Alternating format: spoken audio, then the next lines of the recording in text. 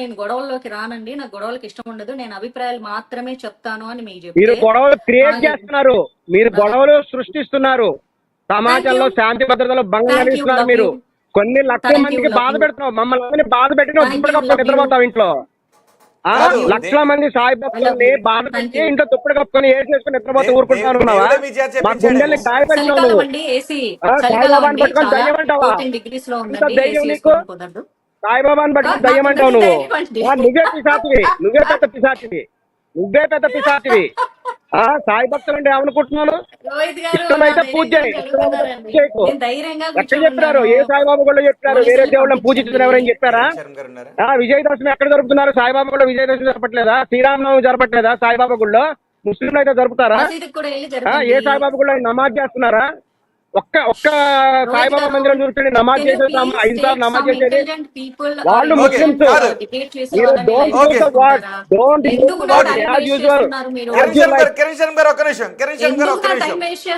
రోహిత్ గారు మరి మీరు మారుస్తున్నారు, గర్వాపసి అన్నారు.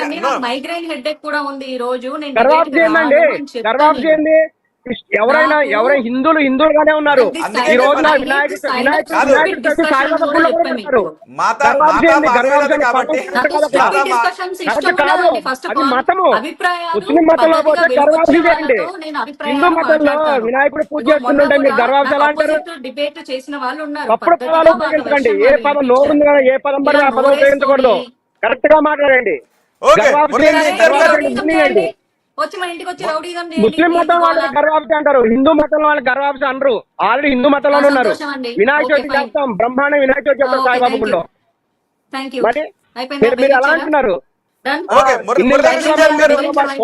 మనోభావాలు దెబ్బతీశారు మీరు. కోట్ల మందిని బాధ పెట్టి మీరు హాయిగా నిద్రపోతారు.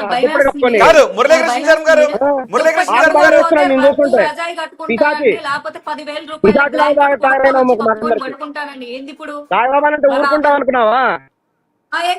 సాయిబాబా అంటే ఊరుకో. అవును, నువ్వే పిశాచి అంటున్నావు, నువ్వే పిశాచివి.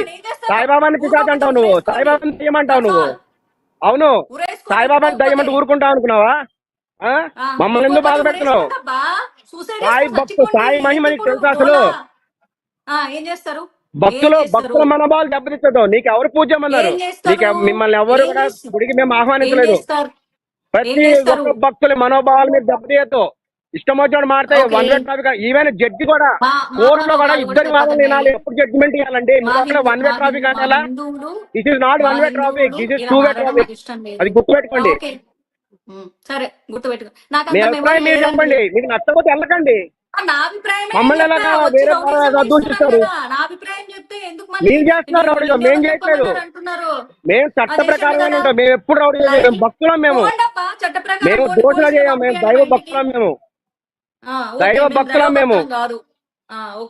ఖచ్చితంగా మేము దైవ భక్తులమే, 100% మాట్లాడుకుంటే ఇష్టం వచ్చినట్టు చేస్తే ఊరుకుంటా అనుకున్నారా? దైవ భక్తులు తెలుస్తుంది. దైవ భక్తులం అంటున్నాను, దైవ భక్తులం అంటున్నాం మేము. దైవ భక్తులం మేము, సాయి భక్తులం, దైవ భక్తులం మేము.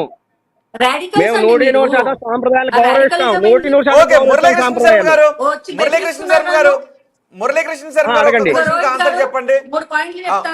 అడగండి, అడగండి. ఆయన సాయి భక్తుడు కాదు, రాడికల్ అండి. వచ్చి బెదిరిస్తున్నాడు. ఊరుకుంటాం అనుకున్నామని ఊరుకోకపోతే చెప్పండి, అడగండి. మీ క్వశ్చన్ అడగండి సార్. మీరు మీ క్వశ్చన్ అడగండి. ఓకే, అయిపోయిందా? Topic over.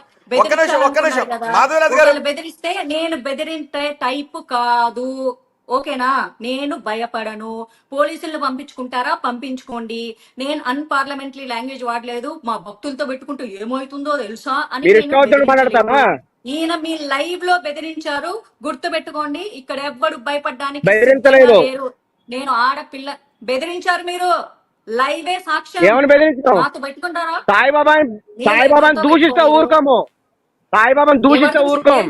ఖచ్చితంగా ఇప్పుడు కూడా అదే చెప్తున్నా. సాయిబాబాని దూషిస్తే ఊరుకోము. ఏం దూషించా? దయ్యం అని ఎందుకన్నావు? భూతం ఎందుకన్నావు? దయ్యం భూతం ఎందుకన్నావు? సాయిబాబాని దయ్యం అని ఎందుకన్నావు?